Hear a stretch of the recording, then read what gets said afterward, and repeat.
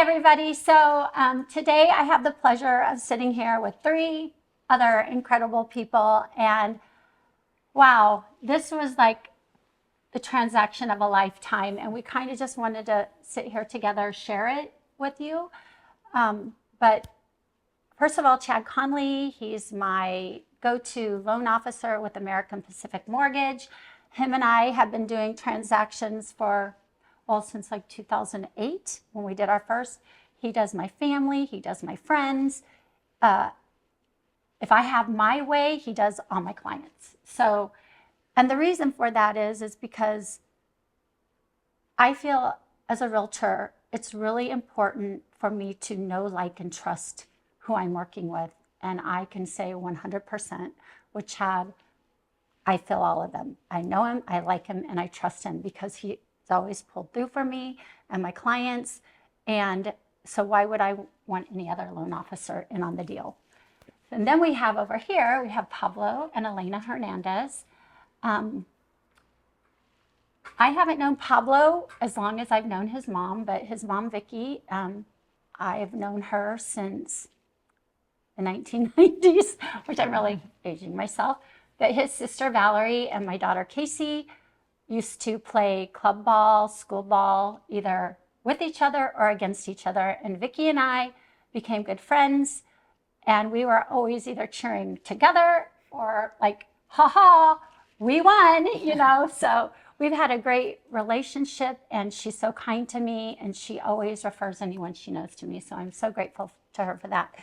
So Pablo is her son, and Pablo and Alayna wanted to relocate to the Phoenix area because they had a baby. Her name is Rory, who's absolutely adorable, and they wanted to be around family. So just a little background about them. They met in Nashville.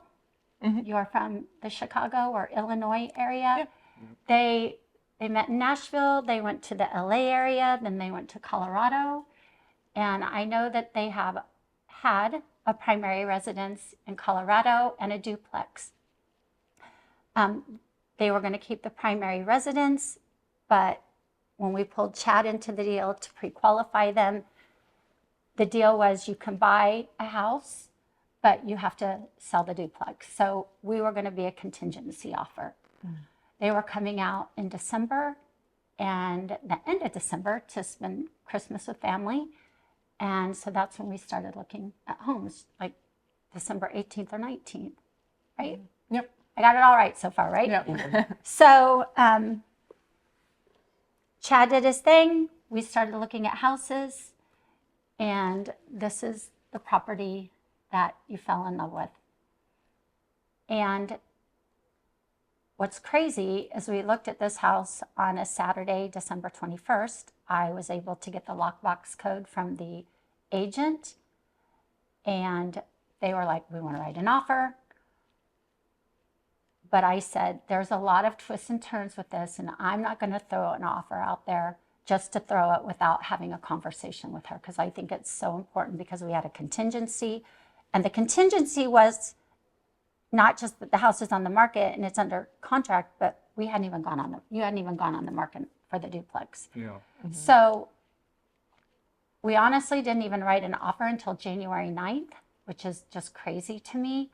But I feel like it was a blessing in disguise, because they had work to do on the duplex. They had to get their realtor involved, and they had so many hoops to jump through that I knew of to get it listed.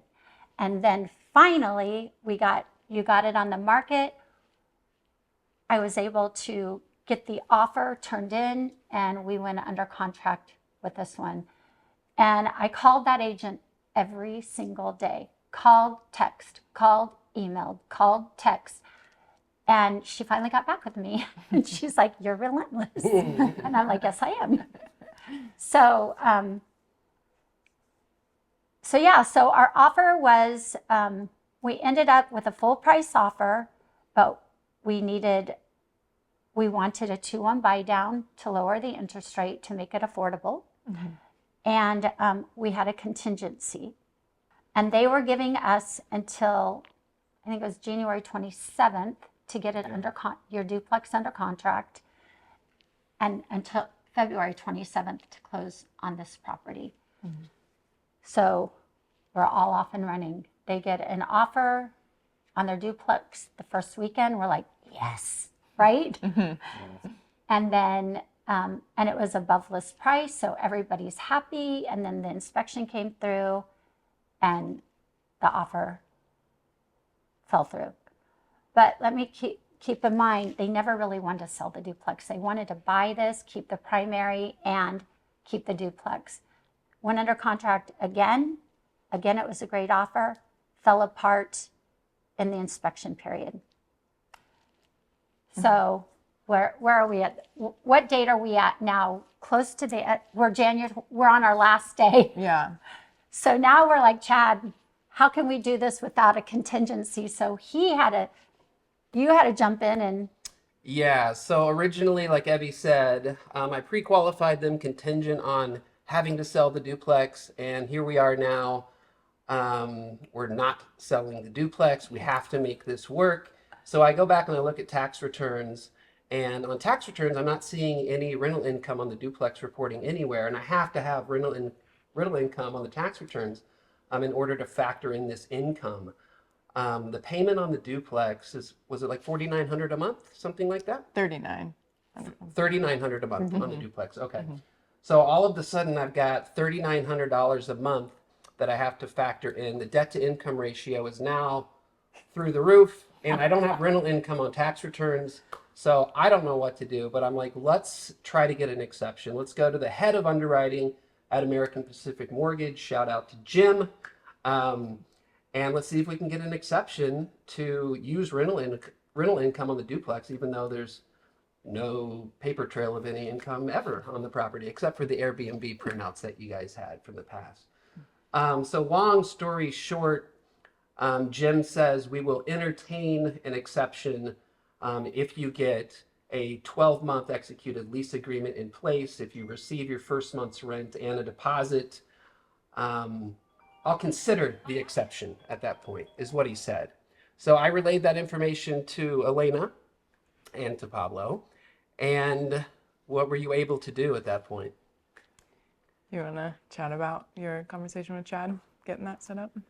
Yeah, I think Chad Rocky. Chad Rocky. Yeah. that gave us like what, 2 weeks to get it rented or something, 3 weeks. Yeah, at most. Yeah. Not even really. Yeah. Not even, because at this point, the close of escrow is no longer the 27th, it's now the 12th. Yeah, I think we Yes. did it within a week. So we moved the closing date up because of how it went. Yeah, we thought we Yeah. would close on the like 7th of February Yeah. on the duplex. Mm-hmm. But luckily, Chad, so our realtor in Colorado is a like investor, like real estate investor. They're really big into different things like short-term rentals and whatnot. And one of the things that we had chatted about was like Airbnb arbitrage, which is basically he actually does this in Phoenix. He'll rent out places here for like 12 months or 18 months or 2 years or whatever at higher than like asking price rents, so that he can Airbnb them himself. So we had a conversation about that, and he said like if we ever wanted to do that at the duplex, because at this point we had backed out of selling that, to let him know. And he had a guy that was like from Brazil, that was moving here and wanted to do Airbnb arbitrage, live in one side of the duplex and then rent out the other side. So we ended up being able to rent it out to one person under a master lease in time. Yeah. Mm-hmm. Yeah, so you got a master lease agreement in place for both units at nearly $5,000 a month. Mm-hmm. You were able to get your first month's rent quickly, a $500 security deposit, get all that together, get it over to me, and then I submit to our head of underwriting for review to consider the exception. And then, let's see, we're supposed to close on the 12th. It's now maybe, I don't know, the 8th. The 11th. Just kidding. But we get it in, and long story short, after a lot of back and forth with underwriting, I won't go into all of that, but we did get the exception approved, and it's an exception I've never even asked for, because that that guideline that we're up against is a firm Fannie Mae guideline, but we got the exception, and we got final approval, and yeah, and then we were able to get the closing documents to title. And So, but not only was there all of that, but then there was the inspection. They were not here for the inspection, so we had the inspection done and we Zoomed it. We got the home inspection, we got a roofing inspection, we got a sewer scope. We did a lot of inspections, termite inspection. And we had a laundry list that was pretty much the size of the entire, what we call a BINSR, which is a buyer inspection notice and seller's response. And we were asking for a new roof. And I'm like, oh. And it was a metal roof, which is like $21,000 on a small little 1,000 square foot home. So I had to present this all to the agent. And bless her heart, she went to her team because this was a flip and they've had it for almost a year trying to sell it. And she had a hard money loan that was coming due. Mm-hmm. And they were great. The laundry list of things had agreed to, which they put in a brand new water heater in this unit, but we wanted a bigger one. And I flat out told you guys, I mean, I'll ask, but I don't think they're going to do it because it's brand new and there's nothing wrong with it. And people don't normally do anything if there's nothing wrong with it. But sure enough, they were like, okay, you want a 50-gallon hot water heater? We'll put in a 58-gallon. Oh, you want it outside in an enclosed cabinet? Yes, I do. Okay, yes, we'll do that. So they agreed to do everything except replace the roof. But they gave us $4,755. We maxed out at the 3% we could get from them per the loan. And they gave it all to you to do the repairs, put it towards a new roof, whatever you would like to do. So I felt like that was a huge win for us. But again, you're not here to do the final walkthrough, and I'm not qualified to do a final walkthrough to the extent. So we got the home inspector, and he's like, okay, well, they didn't do this and they didn't do that. And so this is on the 10th of February. So we're closing in 2 days. And I'm like, there's just I kept saying to myself, there's no way. Yes, there is a way. Yes, there is a way. I'm going to just stay positive. because just note that, we're sending closing documents to a title company here in Arizona. They're in Colorado. Oh, so yeah. they're signing in Colorado. That's important to note. Yeah. So anyway, I'm like, well, they put in a 40-gallon. We wanted a 50. And she's like, okay, we'll get that changed out, and I'm like, okay, how are we going to do this? So I actually they did all the work that wasn't done in less than a day. I met their contractor over here. We FaceTimed, and he showed them all the things that was called out on the final walkthrough. You're like, okay, we're cool, we're good. So we got through that hurdle. So then it comes down to, we have to have a notary in Colorado because that's where they are. And we've extended the closing date to the 14th now. Mm-hmm. We got everything done, but it's Thursday the 13th. Mm-hmm. And I'm calling Chad, trying to be very patient. And we get the closing my company gets the closing documents to title at 3:30 on the 13th. p.m. Mm-hmm.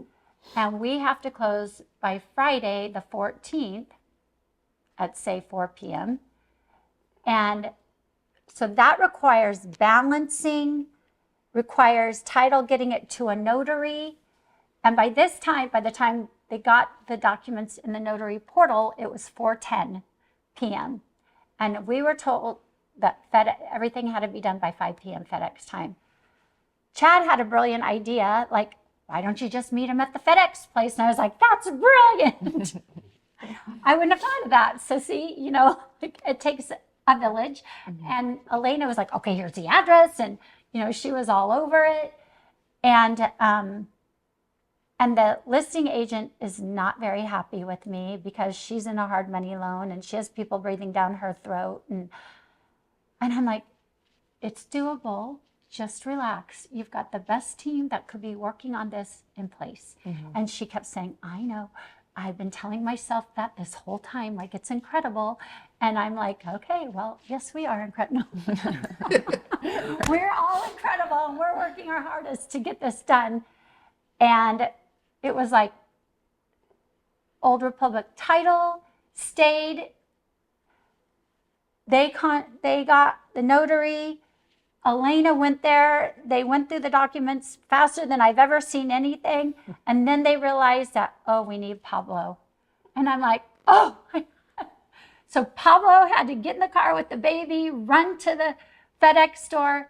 And she does a lot of work at that FedEx. And so she was able to talk them into, can you just give us 10 more minutes?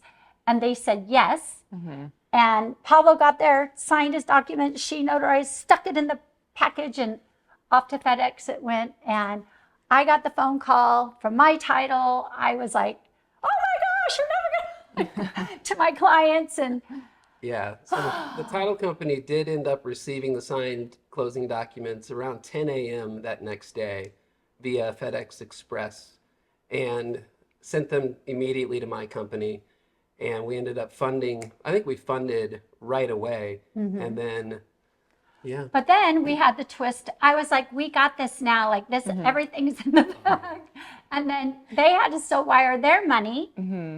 And I bank with USAA, and I've never seen this happen, but unfortunately their wiring system was down on Friday morning, and I called and I was like, this is a joke, right? With everything that had gone on, I was like, of course your wiring system's down. But they reassured me to just keep calling back every like 30 minutes, and so I was calling back every 30 minutes.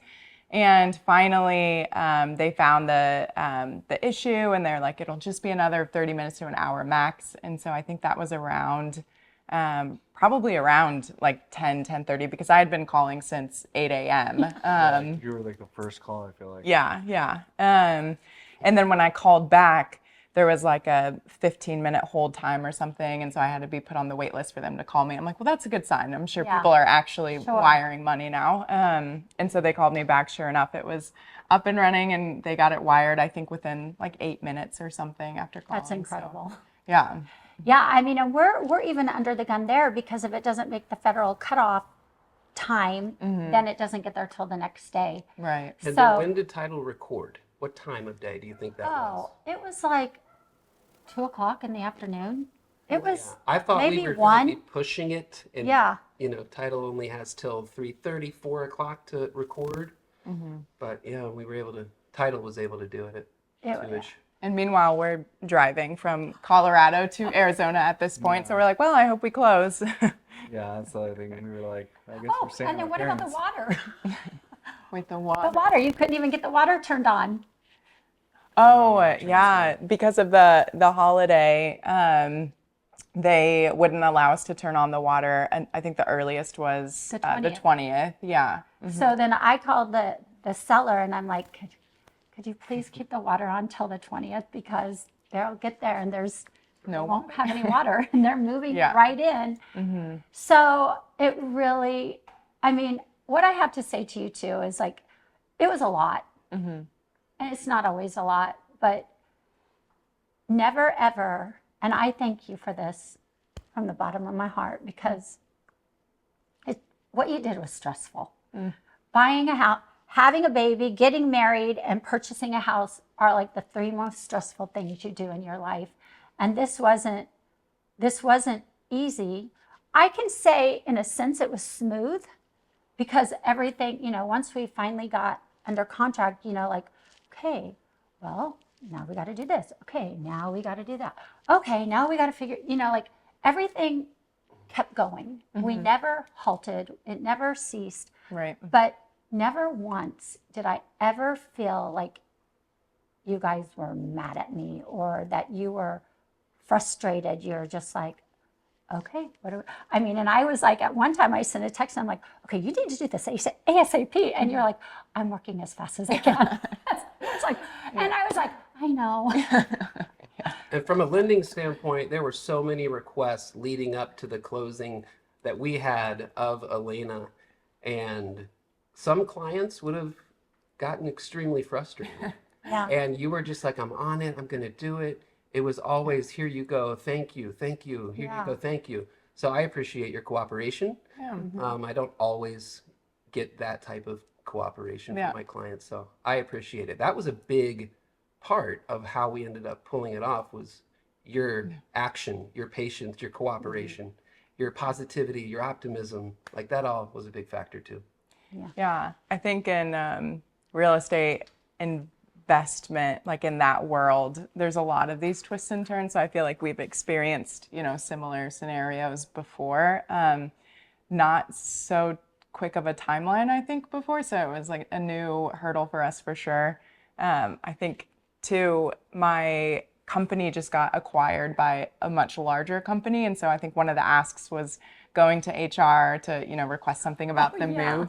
And I was like, if we would have went through this before the acquisition, no problem. My small HR team would have been able to do this. Now we're under this massive company. And I think HR just sent me the letter yesterday for that. And I was like, well, too little, too late. Like, we ended up going through my boss, and he was able to write a letter that was sufficient for underwriting. But I was like, there's no way HR is going to get this done. I was, a little nervous, Originally the request from my company was, we need a letter on letterhead, and then we're like, we'll take an email Yeah, from somebody. yeah. Somebody, please, just shoot us an email. Yeah. And that's how we ended up getting it done. Yeah. Where there's a will, there's a way. Yeah, absolutely. Yeah. So, I mean, Moral of the story? the moral of the story is, a lot of times I feel like buyers, sellers don't really think that realtors add value to a transaction. And they think, why do we have to pay them so much money? And first of all, it might look like a lot of money, and it's not that it isn't. It's just that we don't get to keep it all. Yeah. We have to divvy it out to brokers, and like, I have an amazing transaction coordinator, and there's a lot that goes away. And then we're also independent contractors, so we have to think of our taxes and our retirement. So at the end of the day, in a situation like this, if you guys were just buying a house and you didn't have someone to represent you, I mean, more than likely it would have never gotten done. Right. Now, maybe with you two it would have, because you're very savvy and all that, but just the regular person going, you know what, I think I want to get into investing or buy a house, they wouldn't have known what to do, where to go, had the resources. I mean, we have resources, which makes us valuable. I've spent 20 years getting my resources, and I, as a realtor, I have to assure you, I got you, I got this. And we have to keep our cool, even if we're in the background, we're going, wow, like, this is like crazy. Yeah. And you're a little rattled, but it's my job to remain calm, to give, to not make you upset. So that's always my goal. But it's situations like this that I feel we really earn our value. But if you don't have someone who works 24/7 and they're just on the other line answering the phone, they're not going to be as savvy, and a lot of times their loan officer's just getting started. So having a loan officer that really knows the industry, that has been in it and in the trenches, and like Chad's been a loan officer for about 23, 25 years now, because I know he's got some time on me. He just said he's never asked for an exception. He didn't think it was possible because there's hard rules. But you know what? He was like, I'm going all in on this, and I'm going to just ask, because, I mean, what's the worst they could have said was no, right? And then we would have figured it out from there. But how do you guys feel about that? Do you agree that we add value? And how do you feel about, other than, it was a lot, how do you feel about what we offered to you? Yeah, I think having been through this process multiple times, I can safely say that we would never go through it without a realtor. There's just no way. Like, I think there's things that it's a stressful process even without, with a realtor, it's still stressful. There's still a lot that you have to do. And so having a realtor that's a professional and knows the ins and outs and knows like different avenues we can take, different things that we can ask for. Like it's crucial and super important in this process. And then we had shopped around with lenders, and we were even talking to our other lender and had mentioned the exception, and he was like, wow, I'm really curious about this, exception or whatever. So it was fantastic that we were able to get that. We feel very blessed that we were able to keep the duplex because we didn't think that we were going to. And originally our goal was to never sell a property again unless we absolutely unless we like wanted to. We didn't want to have to sell a property again. And in this situation, we are kind of in that, we are in that situation, and we're like, oh, that's a bummer. But, if this is the plan, then we'll make it happen. But the fact that we didn't have to do that and we got to keep that property is a huge blessing, and just, puts us forward and where we are wanting to go for sure. Yeah. I think, I echo everything you said. I think like even like the like getting a hold of this seller's agent was like, a really good sign for us, because like I feel like a lot of agents would have probably called like twice and like, this one's not available, or like can't get a hold of them or whatever, and just kind of moved on. But you kind of stuck with it, and it was like during the holidays too, so you were like working like Christmas Eve and stuff. And both of you were getting back to us. We definitely made you earn it on this one. Yeah.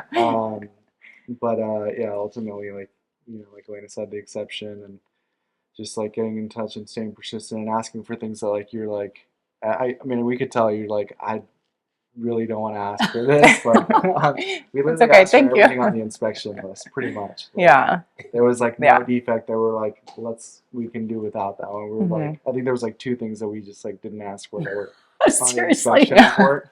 And we were like, if they like, we knew the kind of situation they said. Evie like explained that, us, that they were pretty motivated, and I don't think you would know that if you hadn't, been a realtor for as long as you had been. But yeah, I think those are like some examples of just how you guys came through, and like just talking through it. We didn't realize like there's multiple moments where like you got that exception, or the water heater like was 40 gallons instead of 50. Like we thought it was just like going super smooth on our side, and you guys were over here like going to bat for us. So Yeah, appreciate it. So, are you glad that your mom referred me? Yeah, yes, definitely. Absolutely. Would you use me again? Yes. Would you refer me to your friends and family? Yes, Yeah. for sure. Yeah, we have friends that want to buy it, definitely. Okay. Yeah. Thank you. Yeah, thank you. Thank you guys. You know what? It's bittersweet when this kind of thing ends for me. We do a client appreciation party every year. You'll be invited year after year after year. We hope you come. It's just one way that we want to say thank you for sticking with us and using us, and you will be forever right here in my heart. So Thank you. yeah, thank you. It was great. Yeah, it was a lot. There's a lot of lenders out there too, so Yeah. I don't think a lot of people realize that as a home buyer, you have so many options for where you get your loan from. You can go to USAA, you can go to Bank of America or Chase or Wells Fargo or a credit union, and at the end of the day, they'll probably be able to help you out. But if you use a mortgage banker or broker like myself, people don't understand that we're 100% commission. And the real estate market has been relatively slow these last few years. So your loan isn't one of 48 loans that I'm working on. It's one of a handful for me. So, and it's super important to me selfishly that I get this closed for my family. It really is. So there's a huge amount of importance to me as a loan officer to get this done selfishly, and because there's a lot on the line for you guys, and I realize that too. So just thanks for trusting me. Thank you. Yeah. Evie Brown, real estate From the heart.